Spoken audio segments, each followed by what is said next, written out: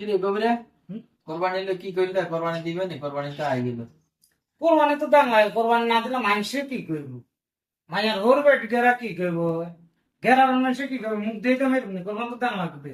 কি কষ্ট তোর কাছে না টিয়া পয়সা নাই কইলি, আর কেন কোরবানি দিবি? এই অবশ্য না টিয়াসের ব্যবস্থা হয়ে যাবো না, এমনি এমনি গেলে টিয়া দিব।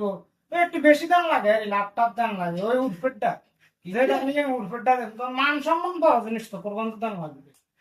বেডা, তুই হিয়ান্দি টিয়া আনিনি, তুই হিয়ান্দি কোরবানি দিবি? আমা কি হয়েছে? ওমা হেতে কি তারে কর, কোরবানি কি বেতের উপরে বেড়া ফরজ নি? তোর যদি সামর্থ্য থাকে কোরবানি দিবি, আর তুই কি ভাড়া প্রতিবেশী, ওই ওর বাড়ি অমুকের বাড়ি তমুকের বাড়ি এত করে খুশি করার নি কোরবানি দিবি? কোরবানি দিতে হইবে আল্লাহরে খুশি করার লাই বেড়া। তুই এটি কি কস না কস বুঝলাম না।